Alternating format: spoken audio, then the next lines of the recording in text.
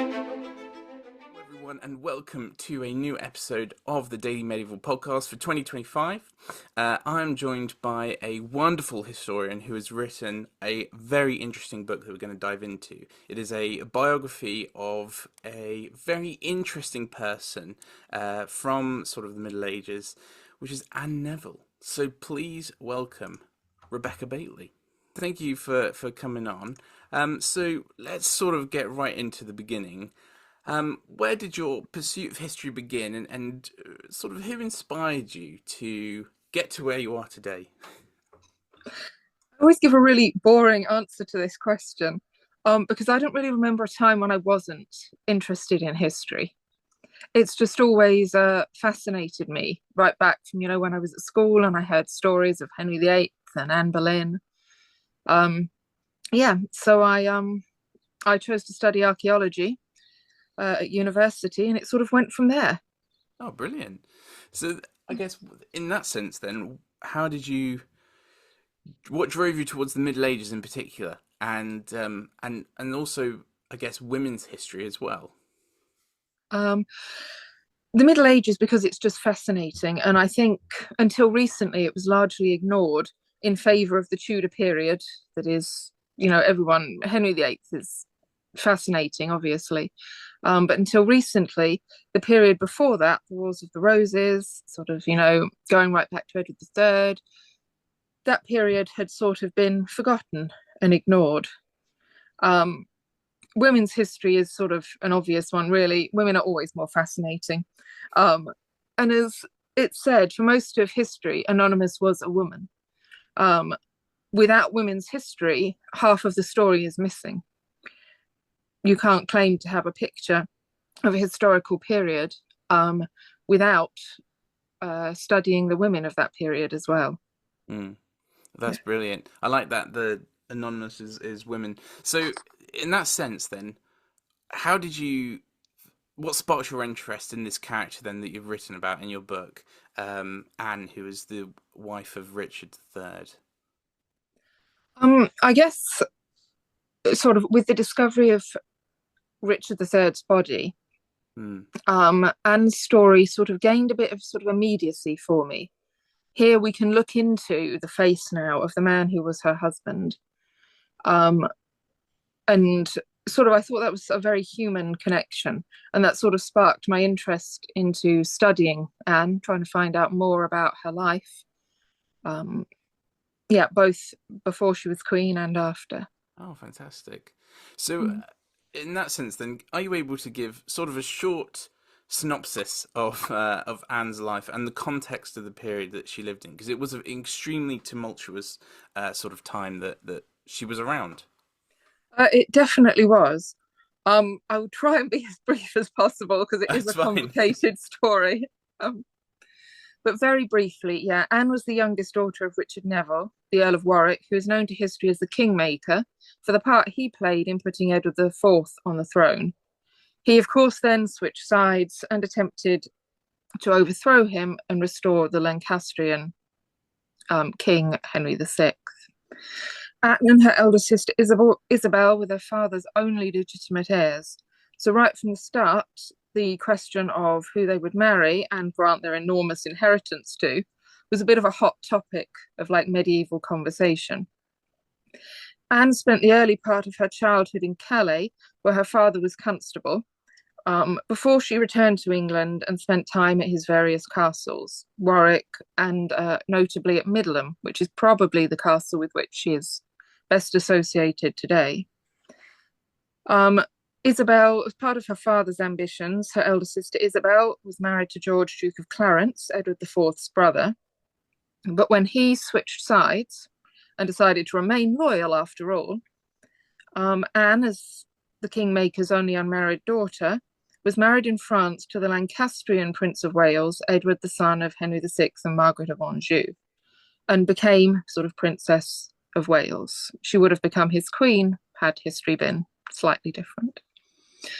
But it wasn't, and her father was killed at the Battle of Barnet, her husband, her first husband, killed at the Battle of Tewkesbury, leaving Anne in a bit of a pickle. She was taken into her sister's household And while she was there, she and Richard, Duke of Gloucester, came up with a plan to remove her from Clarence's household.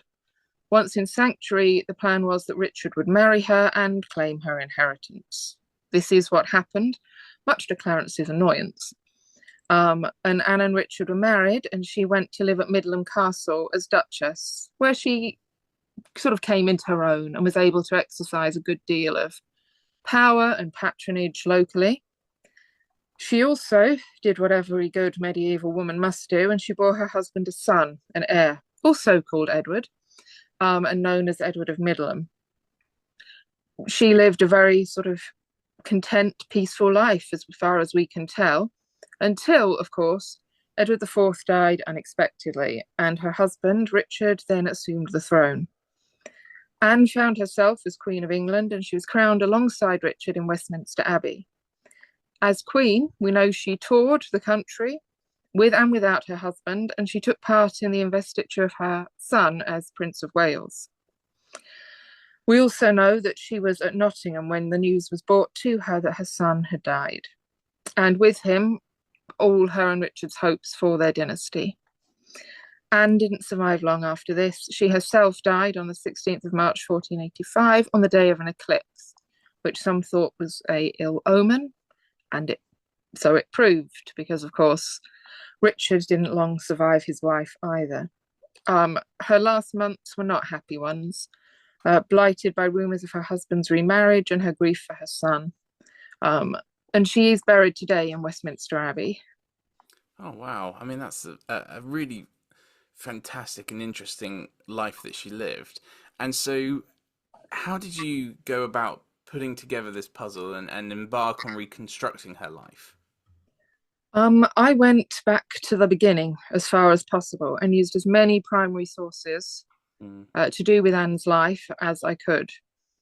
Um, I tried to do that as a starting point because I wanted to be as little influenced as possible about the uncertainty and the mythology surrounding her second husband, Richard III, as possible, obviously avoiding Shakespeare.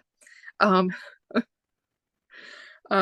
yeah, so once I'd looked at as much primary evidence as exists, I then moved on to sort of secondary sources, looked at different people's opinions. But yeah, basically, I tried to look at as much source material as possible, which obviously is the least biased Mm. accounts and evidence that we have. And let's face it, there is a lot of bias surrounding Richard III. So, No, exactly. That's quite a task. And so, I mean, did you come across any gaps in her life that the source material couldn't or didn't provide, and you had to sort of try and piece together and make a sort of an educated guess about what she may have been doing or feeling? absolutely. I try to sidestep what Anne might have been feeling Mm. throughout the whole book as best I can because her feelings are completely lost to us. Right. Um, the best we can do is try to trace her movements. But yeah, there are huge gaps in the source material. Notably, we don't even know when she and Richard were married precisely, nor do we have a definite date for the birth of her son, nor, in fact, a date of the death for her son, certainly. There are huge gaps in the evidence simply because no one wrote about women. And the sources that do survive or might have survived, such as her will, we don't know if she made a will, but it would have been unusual if she didn't. But if she did, it has not survived and would have probably been destroyed as part of the Tudor sort of propaganda machine. Obviously, by its very nature, we have no way of knowing how much was in fact destroyed or was not. So again, that comes down to sort of speculation. As far as filling in the gaps, I guess it's experience. Mm. I'm a archaeologist, so I'm very used at hopefully making educated guesses based on, you know, three pieces of flint and half a pot. So Yeah. Was there then, sort of on the flip side, a particular source, manuscript, will, document, anything that then was the sort of the key to unlocking Anne's life? I think the most important piece of evidence, insofar as trying to reach Anne as a person, is definitely the existing documents surrounding her coronation, a copy of which the Richard III Society kindly lent me to work from. This is really the only document we have where we can make an educated guess about her personal feelings to a certain extent, and what she may or may not have been thinking, simply because we can trace her decisions. This decision she made about what she wanted to wear, how she wanted to appear, that sort of thing, and who she wanted to have with her. Other sources, such as the Roos Roll, which may have been commissioned by Anne herself, we're not sure, but that again gives us some information about how she wanted to be perceived and how she wanted to present her family. Things such as the Beauchamp pageant do that as well.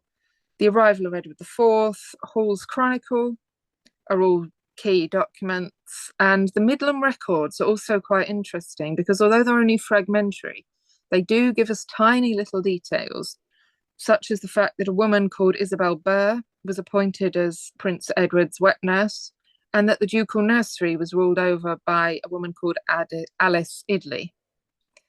Again, it doesn't tell us much more than that, but it is quite nice to just have a few names to sort of get an impression about the women that Anne would have been engaging with and talking to.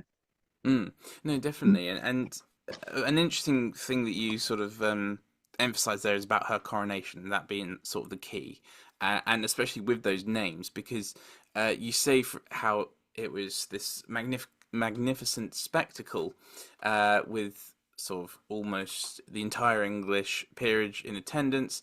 You had Margaret, the Countess of Richmond, who carried Anne's train.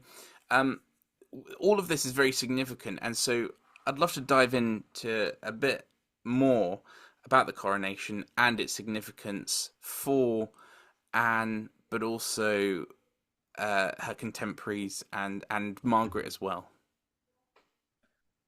Yeah, I mean, I love that fact that Margaret Beaufort carried her train. I mean, can you actually imagine being a fly on the wall? It would be fairly incredible, I think, to see what they had to talk about. Her and Richard's coronation was the first double coronation since Edward II and Isabella. It went better than that one did, so that's something. And obviously, the coronation was supposedly initially that for Edward V. So things were done very hurriedly, and suddenly everyone realized that this was going to be a very different type of coronation. The good thing about the documents that do survive is that they do give a great deal of detail about sort of how it was prepared, how Anne's clothing was prepared and things. One detail I particularly enjoy is that we know the name of one of her seamstresses, Alice Claver, and we know quite a bit about her actually. We know that she married Richard Claver, a mercer, and that unusually for the time she traded in her own right, which she was allowed to do so long as she declared her position to the city alderman. And she abided by the same code of conduct as the male traders. Alice Claver had previously supplied Edward IV with lace and various other materials, and she now made lace for Anne's robes and the white silk and gold lace for her mantle at the coronation.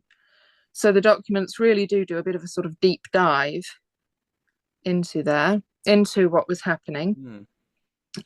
We also know that Anne received a present from her husband of 4 yards of purple cloth of gold and 7 of purple velvet. We also know that she wore red.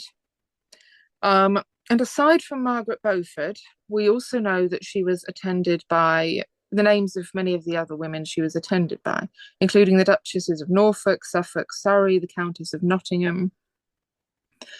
The Countess of Surrey, Elizabeth Tilney, who helped her and walked beside her at her coronation, was actually a long-time lady-in-waiting to Elizabeth Woodville and had carried Elizabeth Woodville's train at her coronation. She'd been with her in sanctuary and attended the birth of Edward V. So you have to again imagine, my goodness, what did they find to talk about? Um, and just going back to what I'd said about the coronation sort of records, giving us a hint into Anne's feelings. Well, this is one of the occasions where it does, because she's surrounded, by Margaret Beaufort, all these great countesses, but she also chooses to have with her her illegitimate half sister, Margaret Huddleston, who had been born roughly the same time as herself. The late, great Dr. Anne Sutton makes it clear that this would not have been usual. An illegitimate half sister attending the new Queen of England. The only real explanation for this is that Anne personally insisted upon it. Right. So from this, we can, I think, reasonably deduce that one, she liked and was relatively close to her half sister, and two, that she was feeling a bit isolated. She would have been well aware that even best case scenario, most of these women were not entirely on her side and did not entirely approve of her husband's actions, even if they didn't bear her any ill will. It was always going to be awkward. So I think the inclusion of Margaret Huddleston really speaks to that, and the fact that Anne wanted someone there whom she could hopefully trust and sort of who would be on her side. No, fantastic. And so on that, what do you think Anne hoped for in her role as a queen after this coronation? Was there any indication of sort of for her to be a power player, or sort of more of I don't want to say passive, but maybe taking a back seat, or what was her sort of what did she envisage, as it were? I think this is pretty difficult to pin down, to be honest, because she wasn't queen for very long and circumstances were not settled. Obviously, almost as soon as he was crowned, Richard began facing rebellions. She did not have a huge amount of time to establish herself or her household. We know that dynasty obviously was very important. She was at the time, she still had a living son. So I think we can safely say that almost everything she did or planned would have been for the benefit of her son, and the future of their dynasty, really. We know that she travelled with the Queen's household, sometimes with her husband, sometimes on her own.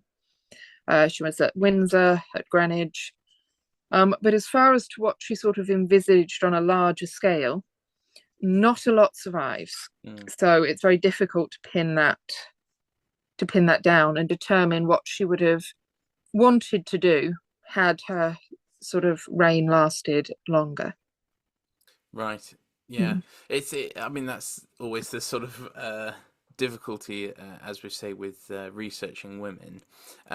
But one thing that obviously is very important about researching women is understanding sort of the power that they exercised, especially in turbulent times. So I do wonder, when we look at the War of the Roses and the politics of the period, what was Anne's relationship with this? Can we say that she was sort of a power broker and exercised power, or was she overshadowed by sort of Richard III? I think we can infer that she made her own decisions, certainly. When she is taken into her sister and her brother-in-law's household, we don't know how it happens, but we do know that she and Richard essentially plot to get her out of there. The idea that she was kept as a servant working in the kitchens, that rumour is clearly, later rubbish. That was not the case. But she is kept out of view because Clarence wants her inheritance and he wants to control her. And obviously, if she marries, that inheritance will then go to her husband. While she remains in Clarence's household, he ostensibly controls it. And he controls her. We know Anne makes a petition to Edward IV to try to gain control of her own inheritance, something that is refused. So she and Richard come up with the plan that she is going to be taken from Clarence's household, moved into sanctuary, and she will then marry Richard, who will gain control of her inheritance. So, in that sense, she is certainly taking control of her life, if you Mm. like, and she is making her decisions. And this is a very well thought out plan. Some people would have this to be a great love story. I personally am not convinced, but it's not really relevant. It's a well thought out plan. This isn't an abduction. If Richard is taking Anne straight from Clarence's household into his own, he leaves himself open to charges of rape and abduction. Right. And Anne, therefore, would not receive her inheritance because that's not legal. Even in medieval England, that is not legal. But instead, they plan for Richard to take her into sanctuary. And she is out of Clarence's care by the 16th of February 1472, when she leaves his household somehow, and Richard takes her straight to the sanctuary of the College of St. Martin le Grand in London, which is a very well-known sanctuary, ironically, usually one for thieves and murderers, but it served its purpose. And she had to be free from anyone's guardianship in order for Richard to marry her and gain her inheritance. She consents to this. So she must have thought that this was her best bet, if you like. When she marries her first husband, there is no evidence of agency. She is literally following Warwick's instructions. Right. But here, for whatever reason, she is choosing this. So I think that is sort of the clearest evidence, if you like, that she is exercising her own right, her own right to choose. And then as far as the power base goes, once she is Duchess of Gloucester and sort of safely ensconced in Middleham Castle, she does exercise a good deal of power. She deputises for Richard at the Council of the North when he's away in France. There's plenty of evidence of her sending messages to various councillors who then carry in these documents saying that they have bought orders from Our Lady of Gloucester.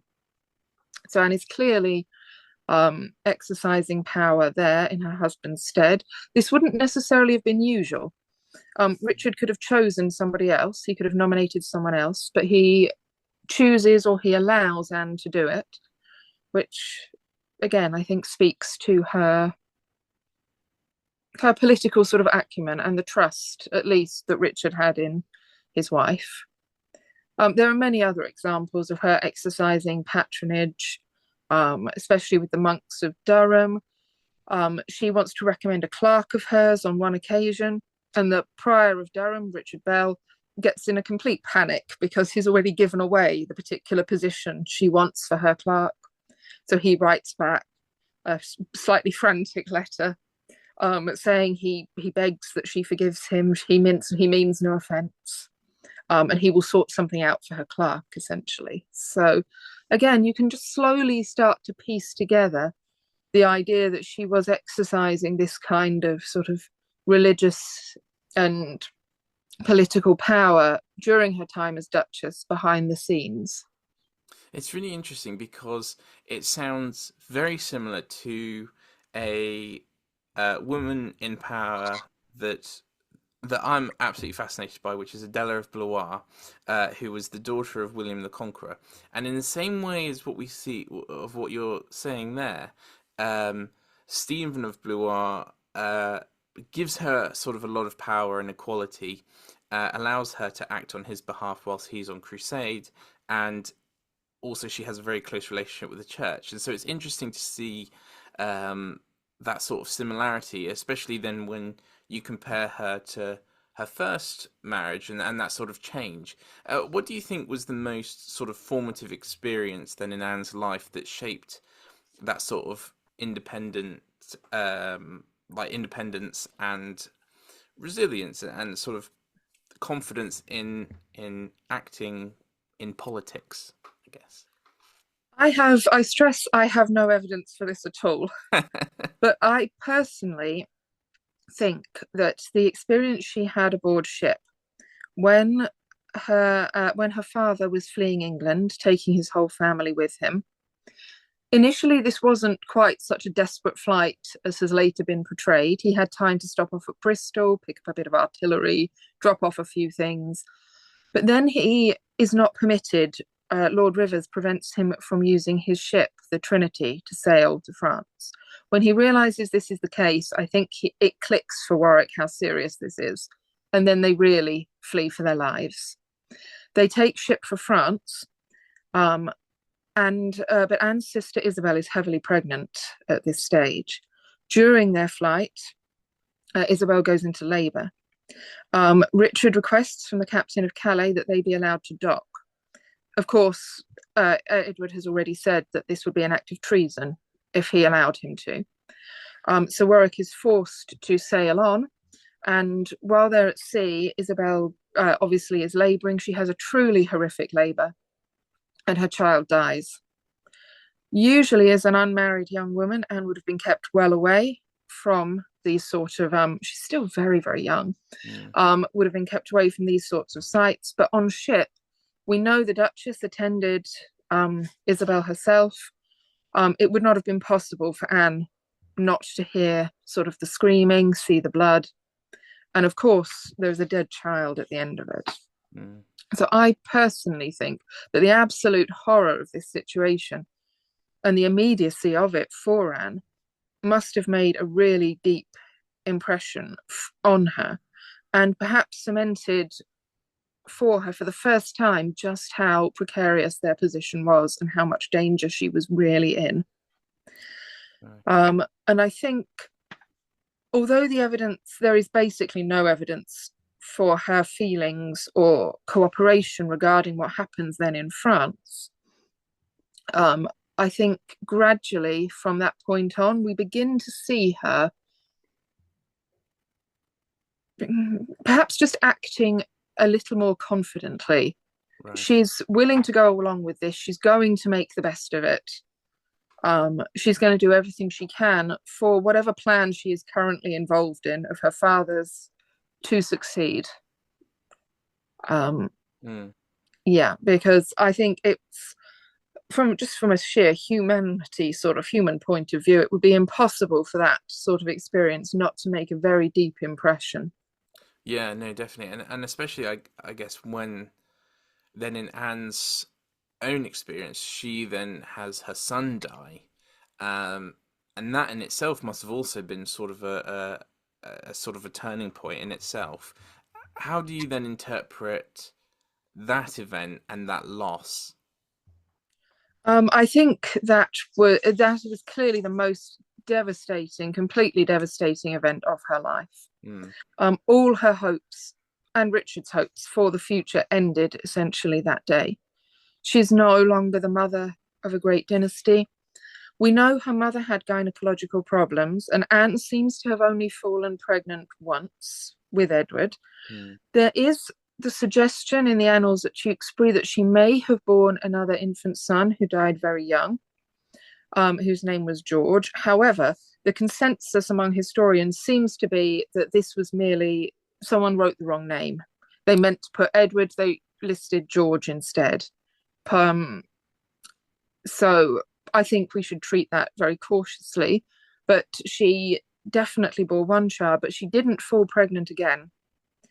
And if she did, she miscarried or lost the child very early on, which, considering she and Richard were together quite often, would be fairly unusual if she had no trouble conceiving. So I think Anne accepted with the death of her son that there would be no more children. She's only in her mid-20s. Theoretically, it's a possibility. But I think she realised that it was all over, essentially. She had been very involved in her sort of son's care. She had appointed people specifically to the nursery. As far as we can tell, they were in regular communication.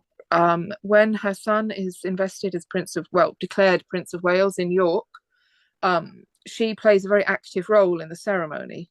She leads him by the arm, she stands next to him, she's present the whole time. Um, so that's sort of indicative, I think, of the value she placed on her role as mother Mm. and mother of a dynasty.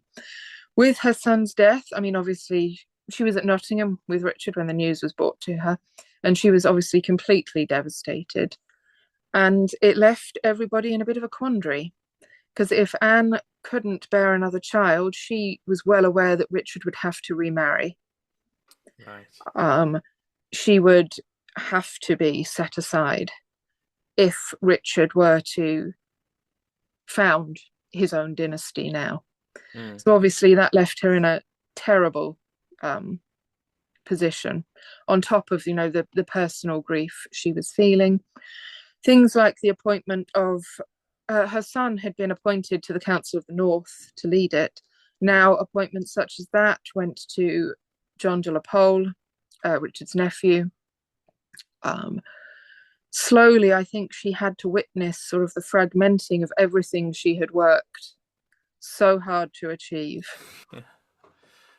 Yeah. No, it's. I mean, that's absolutely fascinating. The weight of the world must have sort of been on her shoulders, really. And so, with that experience and the one of the ship, what do you think we can learn about grief in the Middle Ages and from the tragedies that sort of Anne endured? Because personally, I always think there's this sort of in sort of medieval myth, I call it, of people say, oh, there was mortality rates were so high, so people didn't really care about their children or whatever. But then you have instances like this where it really kind of sort of overturns it and flips it on its head. So yeah, so what do you think we can sort of learn about grief? I think really that grief was everywhere. Mm. Um, Anne would have known so much death in her short life, and grief. Um, Obviously, her first husband was killed at Tewkesbury. Um, there's an interesting school of thought that perhaps she saw his body when she went to Tewkesbury. She would certainly have seen the sort of aftermath of the battle. I think, which is yet another instance of just how immediate grief was um, in the medieval period. Even if you were, Princess of Wales, Queen of England, or even just a noblewoman, it was literally everywhere, and you couldn't really be shielded from it. Yeah, Yeah. no, for sure. And so, lastly, then, final question. Um, what do you hope that readers can take away from your book, particularly, I guess, when it comes to understanding the subtle but real power that women could wield, but also grief and all of this that happens in a very tumultuous political period. I guess just that Anne is worthy of attention. Mm. I mean, I did the best I could, but I'm sure there's still a lot of scope for more scholarship, more periods of Anne's life that could be studied. I'm sure there is more evidence buried in the archives of, things like places like Durham Cathedral that I just didn't have enough time to. I mean, it would take 20 years to trawl Yeah. through all of those. Um, but you still hope that something more may turn up. But primarily that she was a real woman, Yeah. a very three-dimensional one, much more than she is depicted as in Shakespeare, much more than a mere appendage to Richard III, that she was a real woman who lived, loved, and lost just the same as we do today. Oh, fantastic. Well, on that, thank you so much for coming on, and thank you to everyone who was watching. And that concludes the episode. So thank you very much for coming on. You're very welcome. Thank you. Thanks.